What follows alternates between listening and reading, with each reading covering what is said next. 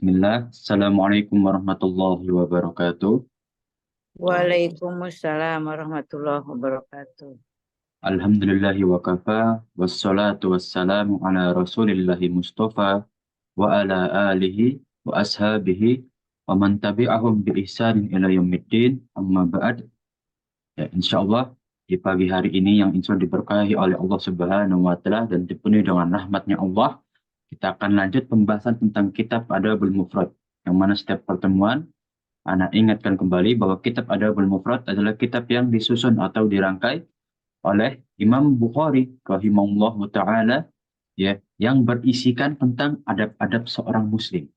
Nah, yang mana seharusnya kita sebagai seorang muslim berakhlak mulia, ya.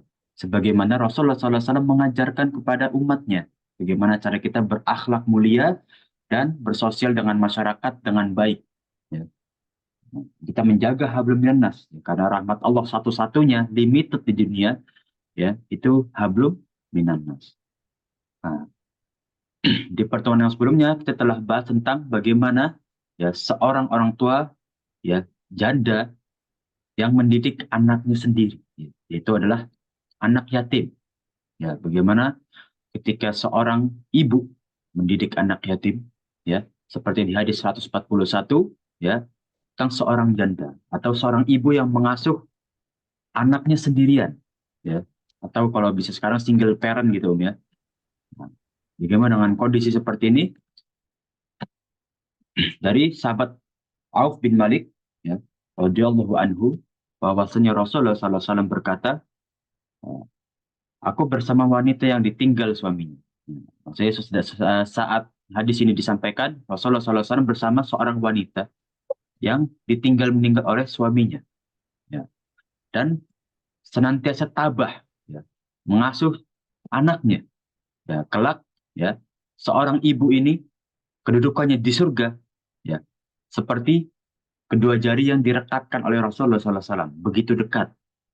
Nah, jadi kita tahu, ya, kalau kita salah satu jalur untuk mendekatkan kita kepada surga yaitu, ya, mengasihi anak yatim. Ya, bagaimana cara kita menyantuni, bagaimana cara kita menjadikan jalur hadiah-hadiah, ya, doa-doa kita kepada anak-anak yatim. Nah, inilah salah satu, ya, memperdekat kita, ya, jalan kita menuju surga Allah Subhanahu wa taala, ya. Kemudian, ya, seperti yang disampaikan hadis oleh Ummul Mukminin Aisyah radhiyallahu anha, ya, tentang adab kepada anak yatim, ya. Beliau berkata, ya, aku memukul anak yatim, ya. Memukul dengan untuk mendidik, ya. Seperti kalau misalnya yang salah, ya, dididik, ya, dihukum sedikit, ya.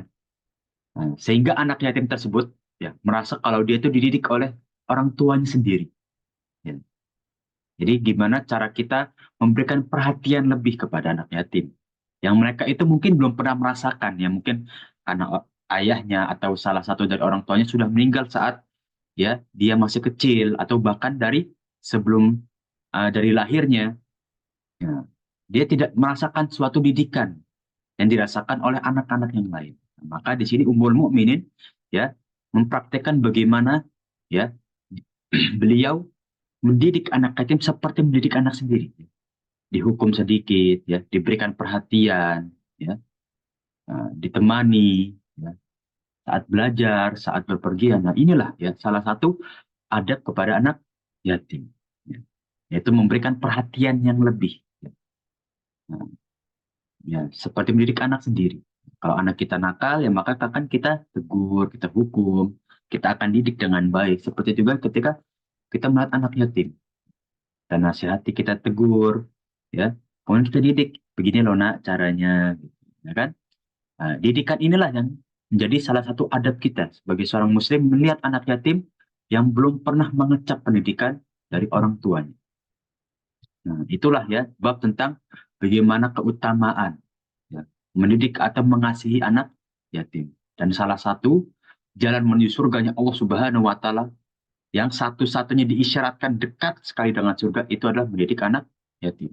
Coba kita perhatikan, hampir 150 hadis yang telah kita bahas di kitab Adabul Mufrad, jalur paling dekat menuju surganya Allah, ya, adalah mendidik anak yatim.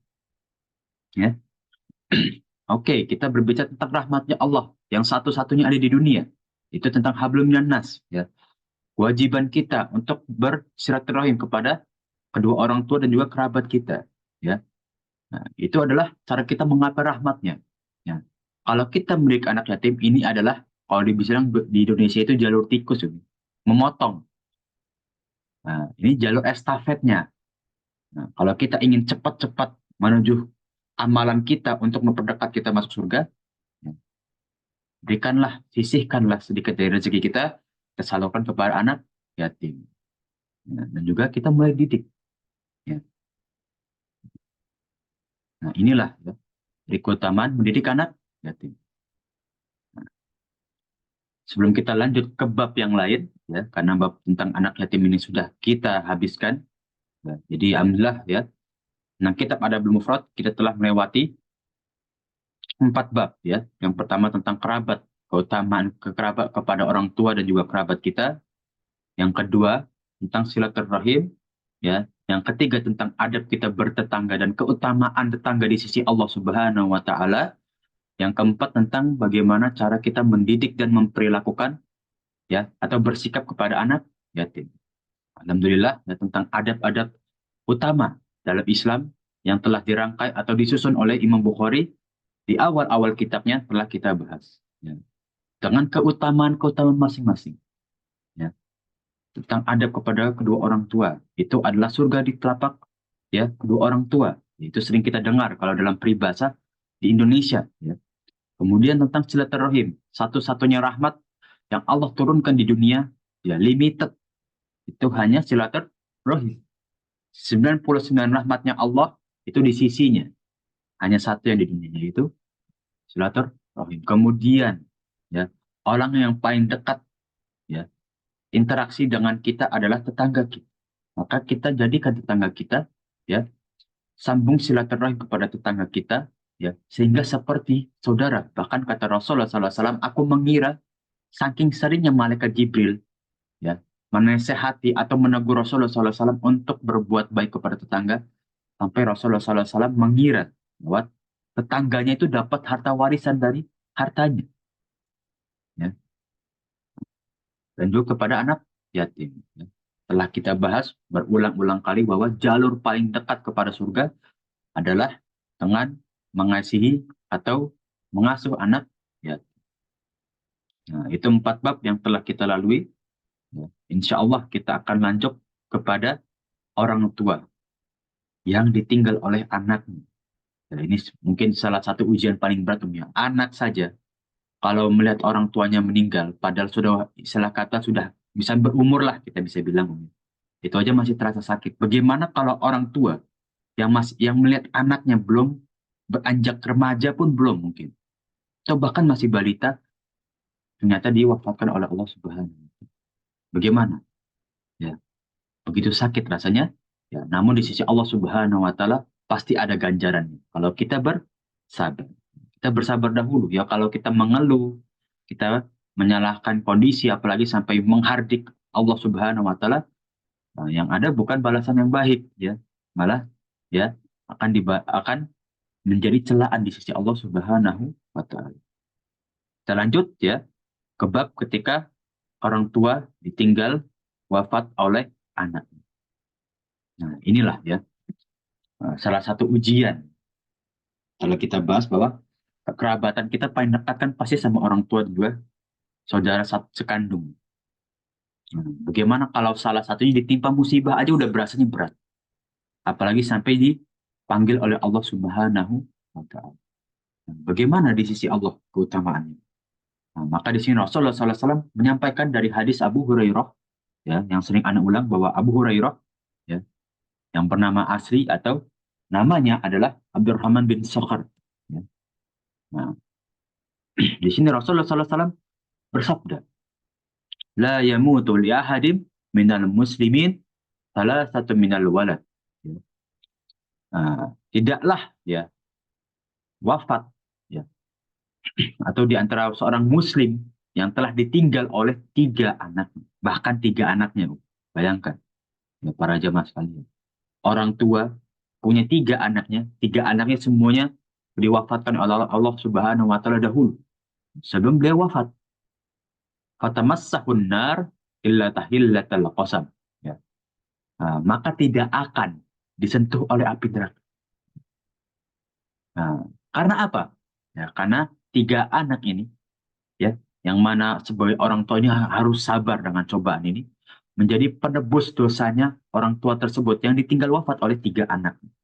Yang didahului wafatnya oleh Allah Subhanahu wa taala oleh tiga anak ini. Nah, maka tiga anak inilah menjadi penebus dosa orang tua tersebut. Ya. Menjadi penghalang untuk api neraka. Inilah ya. Yang penting sabar. Sabar dahulu. Terus senantiasa berdoa kepada Allah. Nah, di balik ujian pasti ada kemudahan. Ya. Allah tidak mungkin memberikan ujian kepada hambanya kecuali ada balasan yang begitu besar di baliknya. Maka bersabarlah dahulu, ya. Nah, seperti ketika ditinggal oleh anaknya, bahkan tiga anaknya. Itu, ya, kalau kita bayangkan nggak tahu bagaimana umnya, sakitnya bagaimana. Tinggal kedua orang tua aja udah, eh, gitu kan. Apalagi ketika orang tua ditinggal ketiga anaknya. Aduh. Nah, maka di sini sisi Allah Subhanahu wa taala ketiga anak ini menjadi penghapus dosa untuk orang tua. Insya Allah. Ya, ini keutamaan. Ya, mungkin kalau orang tidak beriman akan terus mengeluh, ya, terus ya berkeluh kesah, ya, bahkan menjadi traumatik kepada seseorang. Nah, namun kalau dia beriman, ya, jadikanlah ini bentuk kesabaran. Ingatlah, setiap ujian pasti ada ganjaran. Maka ujian inilah yang harus dia tabah. Ketika dia mampu melewati ujian ini, maka kata Allah Subhanahu wa taala apa? Dia tidak akan disentuh oleh api neraka. Masya Allah. Itulah ya keutamaan. Kemudian kita lihat ya di hadis yang disampaikan oleh Abu Hurairah juga ya bahwasanya seorang wanita datang kepada Rasulullah SAW membawa anak kecil dan dia berkata, mohon doakanlah ya Rasulullah SAW untuk anak ini. Tiga saudaranya ya, itu telah diwafatkan oleh Allah Subhanahu Wa Taala. Maka setelah Rasulullah SAW mendengar keluhan wanita tersebut, ya, maka Rasulullah SAW berkata, laqadah tazarruti bihizorin syadidin minnar. Mereka yang telah diwafatkan oleh Allah Subhanahu Wa Taala, ya, ihtazarti menjadi penghalangmu nanti. Bihizorin, ya, dengan penghalang. Ya, di sini Rasulullah SAW menekankan, ya, ketika ada dua kata kerja yang bersandingan dengan satu makna, ya. Jadi ihtizorti, ya, ini adalah ya penghalang. Ya. Kemudian ini adalah masdarnya bihizorin, ya, menjadi benar-benar penghalang, ya, yang sangat syadid. Syadid itu sangat besar, penghalang yang sangat besar, sangat kuat minan. Ketiga anakmu yang diwafatkan oleh Allah Subhanahu wa taala yang telah dikuburkan akan menjadi penghalang yang kuat bagimu, ya. Masya Allah, ya. Rasulullah SAW memberikan kabar gembira buat seorang ibu ini yang anaknya tinggal satu. Nah, maka ibu ini takut. Ya. Tiga saudari telah diwafatkan. Ini anak terakhirnya nih. Nah, maka Rasulullah SAW menyampaikan kabar gembira. Bersabarlah. Ya. Karena ketiga anak ini yang telah diwafatkan oleh Allah akan menjadi penghalang begitu kuat dari api. Insya Allah ya, kita melihat keutamaan di sini. Nah, tentu dia didampingi dengan kesabaran. Dengan tawakal kepada Allah. Karena tawakal itu sangat berkaitan dengan kesabaran. Ketika rasa tawakalnya tinggi, maka emosinya mudah teredam. Dan juga rasa sabarnya mudah dikontrol, ya. Atau mudah mengontrol rasa sabar dia sendiri. Nah, kemudian ya pada salah satu kisah, ya, ketika Khalid Al-Abasi berkata, ya, telah meninggal anakku dan aku amat berduka cita. Nah ini, ya kan? Nah, atas peristiwa tersebut, ya. Lalu aku berkata kepada Abu Hurairah, wahai Abu Hurairah, tidakkah engkau mendengar dari Nabi suatu yang menenangkan jiwa kami atas kematian anak-anak kami? Nah, jadi di sini butuh penghibur. Apa sih yang kita dapatkan? Dari cobaan ini tuh apa? Wahai Abu Hurairah, kata Rasulullah tuh apa yang kita dapatkan? Dari cobaan sebesar ini. Maka Abu Hurairah radhiyallahu anhu berkata, aku mendengar Rasulullah SAW bersabda, sigorukum da'amisul jannah. Ya, bayi-bayi kalian, ya, yang kalian didik, ya, kelak di surga nanti menjadi jentik-jentik atau pohon-pohon penumbuh kalian di surga. Ya, ya itu adalah, ya, kalau kita bisa bilang adalah investasi kalian menuju surga adalah bayi-bayi kalian. Bahkan ketika diwafatkan masih kecil itu adalah investasi kalian untuk menuju surga. Nah, jadi syariat nikah, kalau tentang fikih nikah ya para jamaah sekalian, bahkan nikah itu punya 5 hukum dalam Islam. Bisa menjadi wajib, kan? Nah, ketika seseorang tersebut sangat membutuhkan, ya, bahkan sudah taraf urgent ketika menikah. Sunnah, ketika seluruh kebutuhannya, ya, kebutuhan untuk diri sendiri itu sudah berlebih, bahkan bisa kita bagikan kepada orang. Dan diri dia pun sudah siap untuk menanggung, ya, seorang perempuan yang bisa dia pinang. Kemudian mubah, mubah kalau dia, ya, bisa menghidupi lah. Bahasa kasar kita bisa menghidupi orang lain, ya, dan siap untuk mendidik anak. Ya, ada yang makruh. Ya. Makruh itu ketika uh, kondisinya masih diragukan. Apakah bisa menghidupi orang lain? Apakah bisa mendidik? Itu masih diragukan. Maka di sini makruh atau dibenci oleh Allah Subhanahu wa Ta'ala. Yang terakhir haram. Ya. Tidak boleh. Ya. Ada beberapa syarat dalam Islam yang belum dipenuhi oleh orang tersebut. Nah, maka dengan ketika dia menikah, ya, itu terbukalah suatu hablum minan nas, ya, suatu pintu rahmat yang besar, ya, yaitu tentang kerabat. Ya. Bagaimana kalau telah kita bahas tentang keutamaan kita berbuat baik kepada kerabat-kerabat kita. Kemudian cara kita mendidik anak, yang mana anak itu menjadi investasi akhirat kita. Ya. Siapa sih yang nggak senang Om kalau punya kerabat yang soleh? Ya, bahkan mungkin bukan anak kita, mungkin sepupu, mungkin paman atau siapa. Kita pasti bangga ketika punya kerabat yang soleh dan yang selalu berbuat baik kepada sosial. Ya. Sosialisasinya baik. Ya. Itu kita akan bangga, kita akan senang. Nah, maka dengan menikah itu terbukalah suatu pintu rahmat yang besar. Itulah ya yang diutamakan atau menjadi pondasi tentang fikih nikah. Nah, seperti ini juga. Ketika kita punya anak, ya maka anak itu menjadi jentik-jentik atau penumbuh kita untuk menuju surganya Allah Subhanahu wa Ta'ala. Nah, Masya Allah, begitu besar keutamaan berkeluarga. Apalagi mendidik anak-anak yang masih kecil. Ya. Nah, tentu itu kalau dia mendapatkan ilmu dari kita, ya kita harapkan ilmu itu menjadi amal jariah kita. Yang kita sumbangsihkan kepada orang-orang, walaupun bil ayah, kata Rasulullah SAW. Ya, baligu anni walau bi ayat. Sampaikanlah dariku ilmu sedikit apapun, walaupun cuma satu ayat yang aku sampaikan kepada kalian. Dan kita harapkan ilmu yang kita salurkan kepada orang lain dalam bentuk apapun, semoga menjadi amal jariah kita di surganya Allah dan jadi pemberat mizan kita, amal kebaikan kita, ya, fi yaumil akhir. Amin ya rabbal alamin. Itulah ya, ketika seorang anak itu menjadi jentik atau penumbuh, ya, bagi orang tuanya di surganya Allah Subhanahu wa Ta'ala.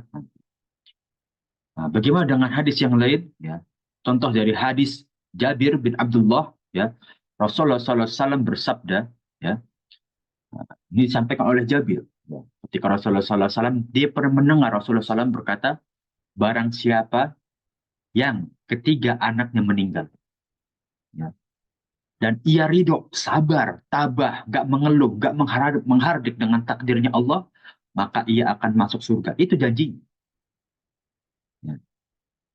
Nah, kita sabar, jangan menghardik, jangan menyalahkan keadaan. Nah, kemudian ketika disampaikan oleh Rasulullah, ada yang bertanya, wahai Rasulullah, bagaimana kalau yang meninggal hanya dua? Kan tadi ya Rasulullah SAW berkata tiga, bagaimana kalau dua? Hmm. Maka kata Rasulullah SAW, begitu juga dengan balasan oleh ya orang tua yang ditinggal dua anak. Lalu Jabir berkata kepada orang yang bertanya tersebut, demi Allah, wallahi, andai kata kalian tanya satu pun, kalau ditinggal anak satu pun, ya, nah, niscaya beliau akan mengiyakan juga. Balasannya sama, satu, dua, tiga, bahkan lebih. Balasan di sisi Allah Subhanahu Wa Taala adalah surganya ketika bersabar dan ridho dengan takdirnya Allah. Nah, maka Jabir berkata, ya demi Allah, aku juga mengira demi, ya ini sepakat dari para sahabat. Ya. Nah, ini namanya kaulut sahabi ya, para umat sekalian. Ya. Jadi ditambahkan, ya, aku berkata kepada Jabir, ya, nah, demi Allah, andaikan kalian tanya satu saja, maka niscaya beliau akan mengiyakan. Ini adalah kaulut sahabi ya, ini bukan termasuk dari hadis Rasulullah, tapi kaulut sahabi. Ya, biasanya kalau hadis-hadis Rasulullah itu dikuatkan dengan pendapat-pendapat sahabat juga. Ini namanya kaulut sahabi. Maka Jabir berkata, demi Allah, aku juga mengira demi bahkan dari satu ketika ditinggal satu anak, tinggal dua anak, maka di hadisnya yang Rasulullah SAW ditinggal tiga anak, maka ketika ia ridho dan sabar ya, tentang kondisi yang Allah berikan kepada orang tersebut, yang Allah takdirkan kepada orang tua ini, maka jaminan adalah surganya Allah Subhanahu wa Ta'ala. Nah, lagi-lagi Allah bukakan satu pintu surga. Allah pastikan, Allah bilang ini pasti, tapi kalian mau nggak? Nah, seperti mendidik anak yatim, Allah bilang ini dekat banget, udah pasti kan masuk surga, tapi kan mau nggak? Nah, inilah ya, bisa kita, karena izin sebentar ya, Afwan.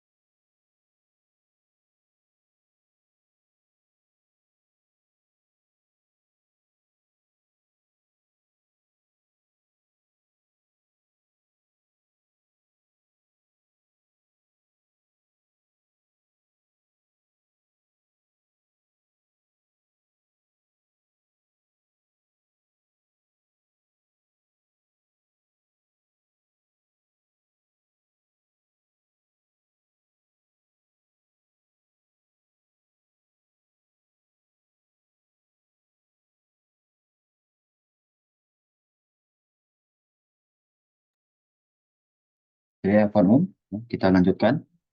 Ya. Bahwasanya itulah ya, para sahabat pun ya mengira demikian. Nah, karena begitu ya, cobaan yang besar bagi orang tua yang ditinggal oleh anaknya, bahkan satu pun. Balasannya tidak lain dan tidak bukan ketika ia tabah dan ridho dengan takdirnya Allah, maka balasannya adalah surganya ya yang begitu dekat. Ya. Bahkan dipastikan oleh Allah Subhanahu wa taala masuk surga. Ketika ia ridho dan tabah. Namun itulah manusia ya. Ya, ketika ada cobaan, ia ridho tidak. Tawakalnya bagaimana? Pandangan dia tentang takdirnya Allah itu bagaimana? Maka itulah yang diuji oleh Allah Subhanahu wa taala.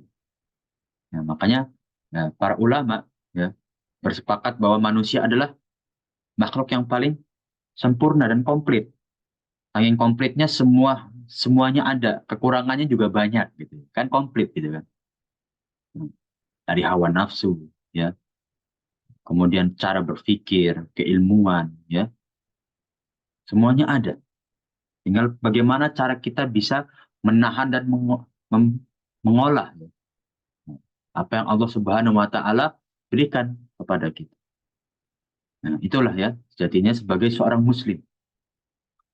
Bagaimana cara kita menggambar atau menjadikan karakter kita. Nah, kita kan bisa membuat karakteristik kepada diri kita dan juga kepada orang lain ataupun kepada anak-anak kita. Bagaimana cara kita menjadikan karakter kita dan juga orang-orang terdekat kita dengan karakternya Rasulullah. Ya, akhlakul karim. Jadi akhlaknya orang-orang muslim yang diajarkan oleh Rasulullah SAW kepada umatnya. Nah, kita bisa lihat dari ya bagaimana para sahabat bersikap, berperilaku. Itulah salah satu cara kita ya menjadi pribadi yang baik. Nah, mengatur diri kita dan fitrahnya Allah ini tetap ada dalam diri. Kita akan diberi fitrah oleh Allah. Bagaimana cara fitrah ini nggak memudar? Maka jagalah dengan akhlakul karim, yaitu akhlak Islam. Kita lanjut ke hadis 147. Ya, masih di bab yang sama. Dia akan Anda buka setelah pertanyaan setelah bab ini selesai ya, karena intinya masih sama. Di sini dari Talak bin Muawiyah, dia berkata, ya, aku mendengar Abu Zur'ah dan dari Abu Hurairah bahwasanya seorang wanita datang kepada Rasulullah SAW dengan membawa bayinya. Lalu ia berkata, wahai Rasulullah SAW, doakanlah untuk anak ini ya, ya, kebaikan. Karena tiga saudaranya telah dikubur, telah diwafatkan oleh Allah Subhanahu wa Ta'ala. Rasulullah SAW menyampaikan, ya, anak-anakmu yang telah wafat, ya, mereka itu akan menjadi penghalang yang begitu kuat ya, dari siksa api neraka. Ini sama dengan hadis sebelumnya, dengan jalur yang berbeda, bahwasanya kita bisa lihat ketika orang ini tabah, ketika seorang ibu yang tabah, ya, orang tua yang tabah ditinggal anaknya, maka tidak lain dan tidak bukan, ya anak-anak itu akan menjadi penghalang yang kuat dari siksa api neraka dan menjadi kepastian masuk surganya di sisi Allah Subhanahu wa Ta'ala. Inilah ya, seperti di hadis selanjutnya. Dari Abu Hurairah kembali, ia berkata, telah datang kepada Rasulullah SAW seorang wanita. Ia berkata, ya, wahai Rasulullah, kami tidak bisa bersamamu sekarang. Nah, tentukanlah waktu di mana kami dapat menemuimu. Lalu Rasulullah SAW menjawab, tempat untuk kalian di rumah fulan. Nah, jadi seperti membuka majelis, Om. Nah, seperti atau kalau di Arab itu halakoh biasanya. Nah, maka Nabi ya mendatangi mereka pada waktu yang telah ditentukan dan di antara yang mereka ini ya yang dibicarakan Rasulullah SAW kepada mereka tidaklah seorang wanita ya, di antara kalian yang ditinggal tiga anaknya dan ia ridho sabar melainkan jaminannya di sisi Allah Subhanahu Wa Taala adalah surganya. Nah, lalu ya seseorang berkata ya bagaimana dengan dua wahai Rasulullah SAW? Nah, maka kata Rasulullah SAW, bahkan dengan dua anak pun ketika ditinggal, maka jaminan untuk kedua orang tuanya, atau salah satunya adalah surganya Allah Subhanahu wa Ta'ala. Nah, di sini jadi jalur, ya, Suhail, ya, sangat menjaga hadis ini. Nah, namun ada salah satu riwayat yang terputus. Nah, jadi di sini ada sedikit keraguan di matannya ya. Matannya ada sedikit keraguan karena jalur sanad yang tidak jelas. Ini mempengaruhi kekuatan hadis. Yang mungkin awalnya bisa sahih, ya. Kemudian misalkan sahih li ghairihi, ya walaupun di sini masih sahih, ya karena perawinya thiqah. Thiqah itu bisa dipercaya kalau dalam bahasa Indonesia ya. Thiqah itu bisa dipercaya, nah, maka hadisnya masih kuat. Kemudian ya, dari Ummu Sulaim, ya, ia berkata, ya, suatu hari aku bersama Rasulullah SAW. Lalu beliau berkata, wahai Ummu Sulaim, tidaklah dua orang muslim yang ditinggal mati oleh tiga anaknya, ya, kecuali Allah Subhanahu wa Ta'ala akan memasukkannya ke dalam surga karena kasih sayangnya kepada mereka. Lalu Ummu Salim berkata, bagaimana kalau dua ya Rasulullah? Maka Rasulullah SAW menjawab, ya begitupun dengan ketika orang tua ditinggal dua anaknya. Nah, ini masih dengan inti yang sama dengan hadis sebelumnya. Ya. Maka kita lihat bagaimana di hadis 150, ya. Nah, dari So'ah, ya. Ini pakai ya. So'ah bin Muawiyah telah mengabarkan bahwasannya ia bertemu dengan Abu Dzar yang sedang membawa kabar gembira, ya. Membawa geriba. Geriba itu wadah untuk air. Ya, bisa kalau di sirah-sirah Nabawiyah, ya, digambarkan dengan kulit unta yang dijahit, kemudian setengah dalamnya setelah dijahit seperti dijadikan kantung, ya, itu tengah dalamnya itu dibersihkan dahulu, kemudian ini menjadi wadah air. Ia berkata, wahai Abu Dzar, apa yang engkau ketahui tentang seorang anak? Nah, lalu ia menjawab, aku akan kabarkan kepadamu, akan aku kabarkan kepadamu, aku menimpali baiklah. Jadi diminta nih Abu Dzar diminta untuk menyampaikan suatu hadis tentang anak, keutamaan seorang anak. Aku mendengar Rasulullah SAW, ya, bersabda, tidaklah seorang Muslim yang ditinggal mati atau ketiga anaknya yang belum dewasa, kecuali Allah Subhanahu Wa Taala akan memasukkannya kepada surga. Ya. Nah, balasan tidak lain tidak bukan hanyalah surganya Allah, berkat kasih sayangnya kepada mereka. Dan tidaklah seseorang, ya, yang telah membebaskan seorang Muslim, yaitu maksudnya membebaskan sebagai hamba saya, ya, budak, ya, kecuali Allah Subhanahu Wa Taala menjadikan setiap anggota badannya, ya, yang dibebaskan tadi, budak yang dibebaskan tadi sebagai pembebas bagi setiap anggota badan orang itu, ya, menjadi penghalang, ya, dari nerakanya Allah, dibebaskan dari api neraka karena membebaskan seorang budak. Nah, inilah, ya, keutamaan. Nah, nanti kita bahas setelah beberapa hadis tentang hamba sahaya, ya. Keutamaan di sisi Allah, ya, bahkan salah satu, ya, amalan yang bisa menandingi, ya, bakti dengan kedua orang tua adalah pembebasan budak. Seperti yang Rasulullah SAW pada suatu hadis, ya, bahwasannya, ya, ketika salah satu sahabat berkata, apakah aku bisa membalas kebaikan kedua orang tuaku? Kata Rasulullah, ya, tidak bisa kalian membalas kecuali dengan jihad di jalan Allah dan juga membebaskan, ya, kedua orang tuamu ketika kedua orang tuamu menjadi seorang hamba sahaya atau budak, ya.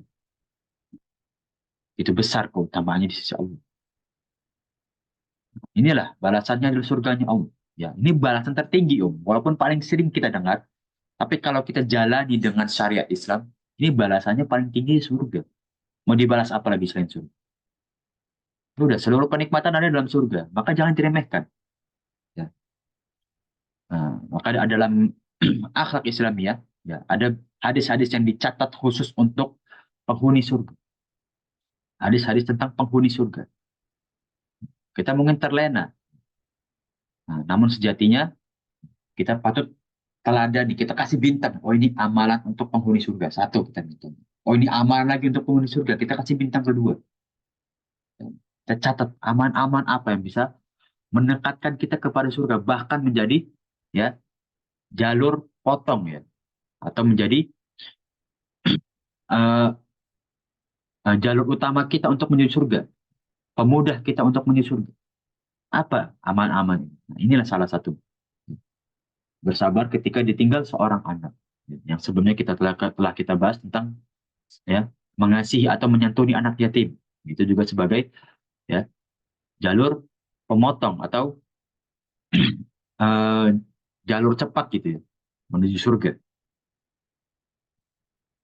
Kita lihat di hadis terakhir, ya, tentang bab ditinggal seorang anak dari sahabat Anas bin Malik bahwa Rasulullah SAW menyampaikan barang siapa yang ditinggal oleh tiga anaknya dan anak ini belum dewasa, ya, niscaya Allah Subhanahu Wa Taala akan memasukkan kedua orang tua di surganya Allah karena kasih sayangnya kepada anak tersebut.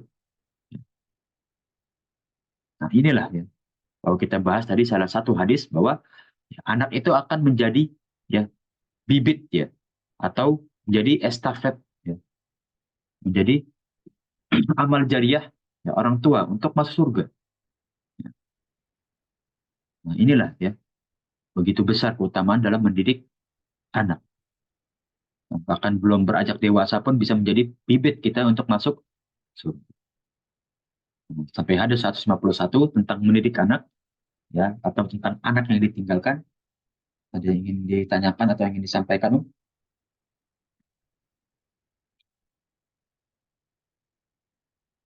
Ya, karena mendidik anak ini, ya, atau parenting, ya, zaman sekarang itu kan banyak, kita bisa seminar-seminar tentang parenting, ya, bagaimana seorang orang tua itu mendidik anak, ya, ketika beranjak dewasa bagaimana. Kita ini juga punya parenting, ya. Parenting kita bahkan lebih sempurna. Yang menyempurnakan bukan manusia, parenting kita yang menyempurnakan Allah. Ya. Namun bagaimana cara kita mendidik anak kita dan mempraktekkan parenting ini, ya, yang diajarkan oleh Rasulullah SAW kepada anak-anak kita. Bagaimana cara kita eh, cara kita mendidiknya, mengaplikasikannya. Nah, itu dia, ya. Kita belajar di kitab Adabul. Kalau tidak ada, kita lanjut ke bab selanjutnya, ya, tentang, ya, seorang bayi ketika gugur. Nah, bagaimana ini? Ya, ya, nasib kepada orang tuanya. Nah, di hadis 152, ya, dari Sahal bin Al-Handoliyah, ya. Nah, dia tidak memiliki seorang anak. Dia berkata, aku punya anak, ya, yang gugur, ya, pada masa Islam, dan aku ridho, aku sabar, ya. Lebih aku sukai daripada aku memiliki dunia dan seisi. Nah, Insya Allah, ya. Nah, bahkan, ya, keutamaan orang yang sabar, ya, pada ujian ketika anaknya gugur itu lebih baik daripada dunia dan seisinya.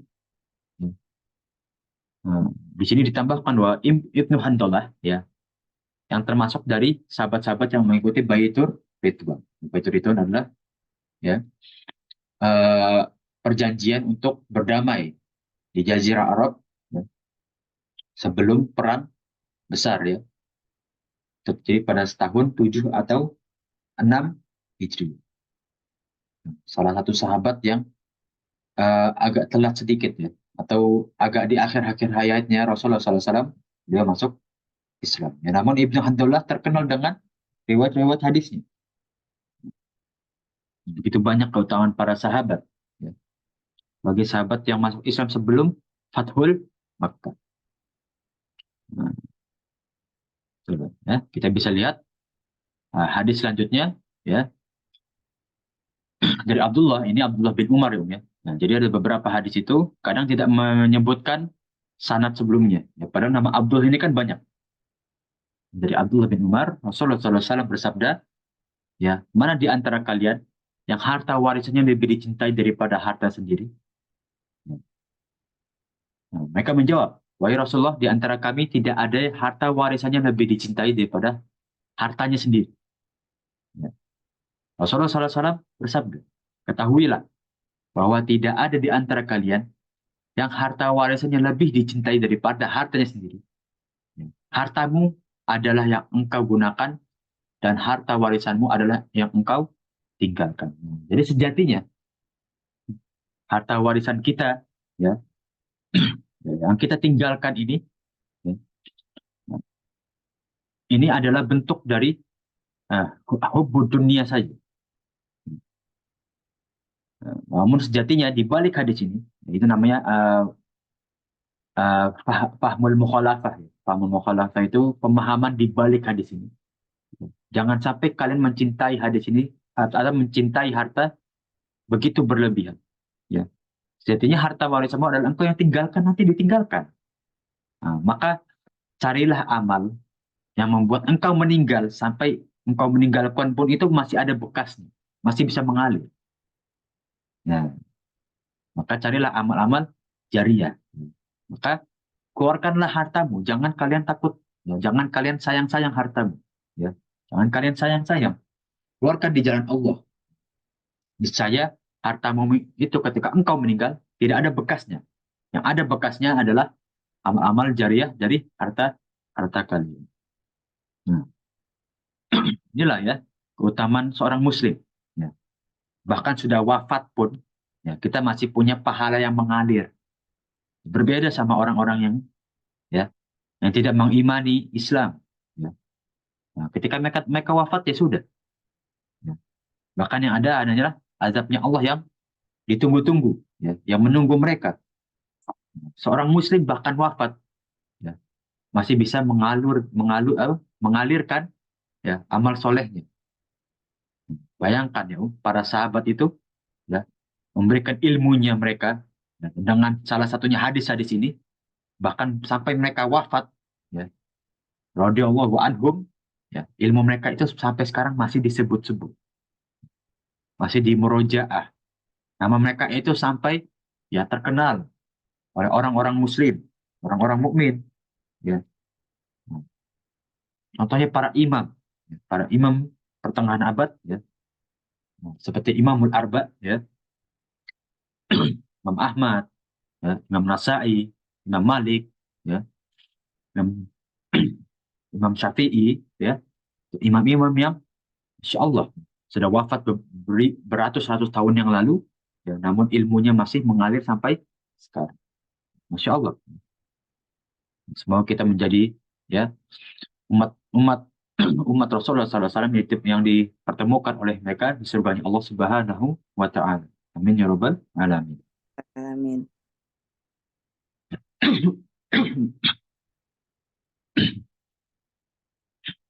Nah, kita lanjut ya. Masih hadis dari sahabat Abdullah bin Umar. Rasulullah SAW pernah bertanya, ya, apa yang kalian ketahui tentang ar-ruqub? Ya, apa itu ruqub?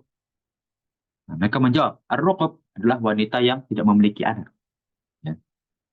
Beliau lalu berkata, bukan. Ar-ruqub adalah wanita yang belum memberikan sesuatu pada anaknya. Nah, ini dia. Punya anak, tapi berasanya tidak punya amal jariah. Ya. Jangan sampai kita menjadi orang-orang yang kata Rasulullah ini rukub. Ibu yang nggak pernah mendidik anaknya. Nauzubillah min dzalik. Ya. Orang tua yang nggak bisa mendidik anaknya, lagi kan orang tua yang nggak punya anak. Ya. Itulah rukub, kata Rasulullah. Ya. Jelas seorang ibu yang belum pernah memberikan pendidikan anaknya yang layak dan pantas. Itulah rukub. Jangan sampai kita menjadi orang-orang rukub ini. Ya. Auzubillah min dzalik. Ya. Kita memberikan pendidikan bahkan kepada anak yatim, itulah satu amal jariah. Ini yang Rasulullah SAW bilang ar-ruqab ini, bahkan orang tua yang nggak pernah mendidik anaknya, itu bagaimana? Buat apa? Ya. Nah, bahkan naudzubillah min dzalik, ketika dia tidak bisa mendidik anaknya, itu akan menjadi bumerang, ya. Bahkan menjadi penimbun dosa buat orang tuanya. Ketika anak ini ya sudah, biarkan aja. Dia berperilaku seperti lingkungannya berperilaku. Dia belajar seperti melihat orang lain belajar. Orang tuanya tidak pernah mengawasi, tidak pernah mendidik. Inilah yang saya takutkan. Ya. Jangan sampai menjadi ya, sunnah sayyi'ah. Ya. Kebiasaan buruk. Orang tua ya sudahlah. Ini disewakan ART aja, asisten aja. Nah, nanti sekolah diberangkatkan. Ya, pulang nanti dijemput. Orang tuanya ya dinas 3 bulan, setahun. Tidak tahu tempatnya, tidak pernah berinteraksi. Ya, tidak tahu nasib anaknya. Bahkan anaknya pun tidak tahu kondisi orang tuanya. Ini buat apa kalau begitu? Ya. Mana hablum minnas kalian? Ya. Mana akhlak karim yang Rasulullah SAW sampaikan kepada umatnya? Bagaimana akhlak kita yang utama itu kepada keluarga kita dahulu? Ya. Bagaimana nih? Tidak dipraktekkan. Berarti dipertanyakan, apakah Anda seorang Muslim? Apakah Anda seorang yang beriman kepada Allah? Ditanyakan kalau tidak bisa mendidik keluarga sendiri. Itulah ya. Sebagai seorang keluarga, ya, seorang Muslim, patutnya kita menjadikan akhlak karim kita, akhlak Islamiyah itu kepada keluarga kita. Didik anak-anak kita dengan akhlak yang mulia. Ya, ajarkan bagaimana dia berperilaku seperti perilakunya Rasulullah kepada para sahabatnya. Ajarkan. Itulah yang hendak seorang Muslim itu, ya, patut aplikasikan kepada kerabat-kerabatnya. Orang tua kepada anaknya. Ya, kakak kepada adiknya. Yang lebih tua kepada yang lebih muda. Begitu yang lebih muda menghormati orang yang lebih tua. Bagaimana kita mengaplikasikan akhlaknya, akhlak Islamiyah, yaitu akhlak yang Rasulullah SAW ajarkan kepada umatnya. Nah, inilah ya yang harusnya kita jadikan ini sebagai pedoman hidup. Pola pikir kita itu adalah yang diajarkan oleh Rasulullah SAW yang ada di Al-Quran, di hadis-hadisnya. Yang Allah Subhanahu wa Ta'ala inginkan untuk hamba-hambanya masuk Islam, kita itu memilih. Takdir itu, ya kata orang kan pilihan. Ya, namun pilihannya itu dibatasi oleh Allah Subhanahu wa Ta'ala. Maka kita pilih sesuai yang Allah Subhanahu wa Ta'ala berikan yang terbaik. Nah, kalau kita nggak mau memilih yang Allah berikan yang terbaik untuk kita, ya sudah. Berarti kita meninggalkan rahmatnya Allah yang begitu besar. Nah, itu tergantung kepada kita. Apakah kita ingin menjadi orang Muslim, ya umatnya Rasulullah SAW yang nanti dipertemukan di belakangnya Rasulullah ketika di padang mahsyar, ya disatukan bersama umat-umatnya yang begitu, ya berilmu, ya, begitu besar kedudukan di sisi Allah Subhanahu Wa Taala. Ya. Ingat kedudukan di matanya Allah, ya di sisi Allah bukan karena ya harta, bukan karena kedudukan kita di dunia, bukan karena begitu besar ya masanya kita, ya bahkan ya telapak kakinya, surah hentakannya ya, seorang budak ya nah, itu bahkan bisa terdengar begitu keras ya, di arsy-Nya Allah. Siapa itu? Bilal bin Rabah. Bukan karena hartanya, bukan karena keturunannya, bukan karena kedudukannya di kaumnya, tapi karena ketakwaan. Itulah yang harus kita patut kejar. Kedudukan kita di akhirat. Nah, kita lanjut ke hadis 155 ya, tentang pertanyaan kembali. Ya. Nah, apa yang kalian ketahui tentang orang yang kuat? Nah, maka para sahabat berkata, orang yang kuat adalah orang yang tidak pernah dikalahkan. Yang kuat fisiknya, gitu kan? Rasulullah SAW menjawab, orang yang kuat adalah orang yang mampu mengendalikan hawa nafsunya ketika marah. Yaitu mengendalikan emosionalnya. Ya, bagaimana orang yang kuat itu sejatinya. Ya, orang yang bisa mengendalikan emosi. Bagaimana cara kita ya, mengendalikan ya ucapan kita, bagaimana cara kita mengendalikan perilaku kita, ya, menahan ketika kita emosi, ya, menahan hawa nafsu kita ketika ingin bermaksiat. Itu sejatinya seorang muslim yang kuat. Ya. Betapa banyak sekarang ya terjadi kasus-kasus dalam hukum karena hawa nafsu, ya, karena emosional sendiri. Ya. Ya. Bahkan ketika kita merasa kondisi kita benar, tahan. Ya. Rasulullah SAW juga menahan seperti itu. Rasulullah SAW di pihak yang benar, ya, di pihaknya Allah. Tapi apakah Rasulullah SAW senantiasa marah kepada kaum kafir Quraisy? Tidak. Apakah Rasulullah SAW senantiasa menghukum orang Yahudi Madinah? Tidak. Nah, jangan kita artikan kalau kita benar, kita lawan. Tidak. Kalau kita benar, kita ambil jalan yang mana paling tepat untuk kita berperilaku kepada orang-orang tersebut. Nah, inilah ya, sebagai seorang muslim.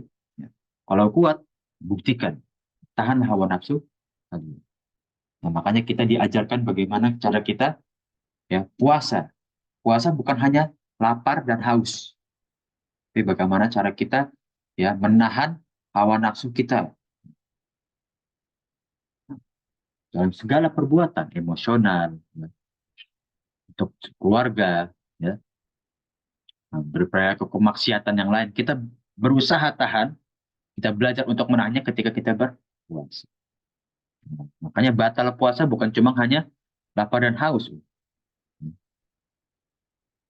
Masih banyak pembatal-pembatal puasa. Ketika kita bisa gali nanti kalau di fikih ya, fikih puasa. Nah, namun kalau orang zaman sekarang ya hanya taunya ya sudah puasa itu menahan lapar dan juga haus saja. Sejatinya banyak pembatal-pembatal puasa yang tidak kita tahu.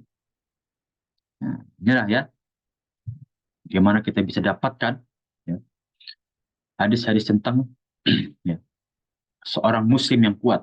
Ya. Hakikat seorang muslim seperti apa? Nah, sampai hadis 155 ya. Ada yang ingin ditanyakan? Mungkin, insyaallah para umat sekalian. Cukup Ustaz. Cukup ya, insya Allah ya. Insya Allah. Mungkin ya pertemuan pada pagi hari ini ya kita cukupkan pada hadis 155 ya, karena setelah ini akan kita masuk ke suatu bab yang sangat mulia ya, kedudukannya di sisi Allah Subhanahu wa taala. Itu hamba sahaya. Insya Allah ya, kalau tidak ada pertanyaan, kita tutup pertemuan pagi hari ini.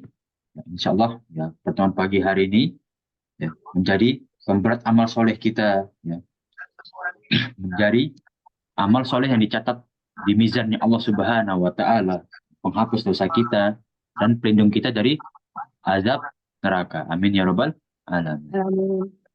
Amin ya Rabbal Amin, amin, Alamin. amin, ya Rabbal alamin.